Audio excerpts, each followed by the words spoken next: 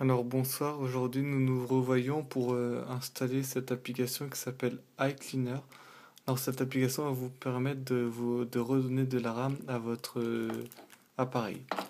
Alors cette application s'appelle iCleaner.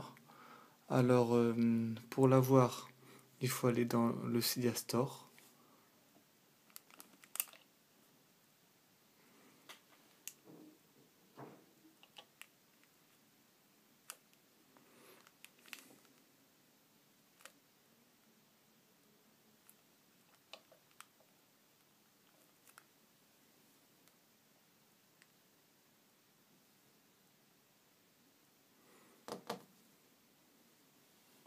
Alors cette source est payante sur la source de Big Boss, mais si vous voulez l'avoir gratuite, faut mettre la source de Xelise.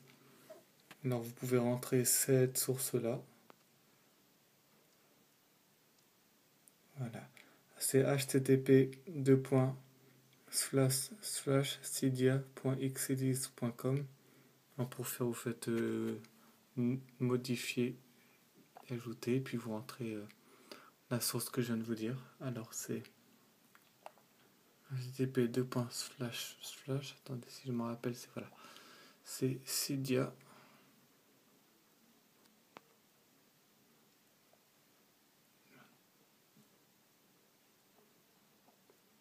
.xelise.com et puis vous faites suivant et puis ajouter la source. Alors quand vous avez fait ça, bon bah il va vous laisser défiler. Alors vous rentrez dans la source d'Xelise.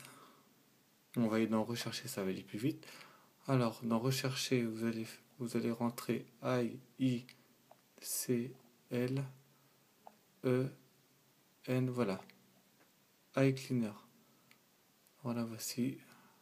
Alors vous rentrez dessus.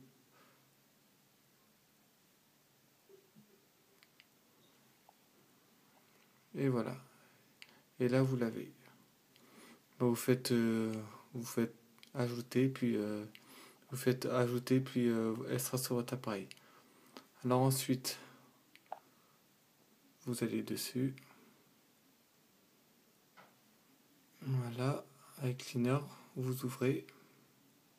Il y aura un respring pour installer l'application. Voilà. Puis là, vous pouvez décider de nettoyer. Je vous déconseille de cocher cette case ici, là, de la mettre à on, sinon ça va vous enlever toutes vos sources Cydia et puis vous n'aurez plus rien. Voilà. Alors vous faites nettoyage et puis ça va nettoyer votre appareil. Le temps que ça... Moi j'ai fait le nettoyage il n'y a pas longtemps, donc ça devrait mettre pas beaucoup de temps.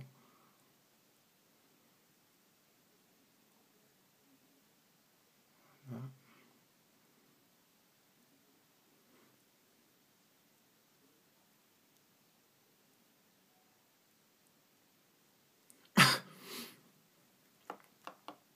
Parce que si vous savez, l'iPod Touch 4 rame énormément avec la mise à jour du 6.1.3. C'est fait exprès, c'est l'obsolescence programmée pour que l'appareil rame de plus en plus. C'est ça que si les OS 7 est disponible pour l'iPod Touch 4, ne la faites pas la mise à jour, parce que ça va vous... Je sais pas comment dire, ça va vous faire ramer votre truc, mais un truc de fou, quoi. Voilà, et puis là, bon, ça a enlevé que 28 mégabits, ça enlève pas beaucoup. Quand on l'a jamais fait, ça enlève 1 giga. Puis vous faites un respring. Voilà.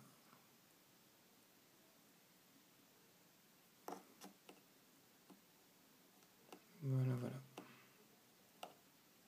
Vous attendez.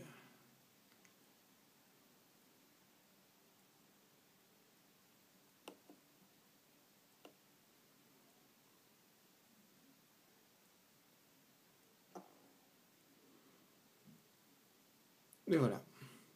Puis bah voilà, et puis là vous aurez remarqué que, bon, au démarrage c'est souvent un peu long, et vous aurez remarqué qu'il rame un tout petit peu moins. Bon, c'est pas flagrant, mais bon, c'est déjà ça, quoi. Bon, là ça bug un peu, toujours au démarrage, c'est un peu de la merde. Mais bon, c'est pas grave. Et voilà. Hop. Bon bah j'espère que ce tuto vous aura bien aidé, et bonne soirée.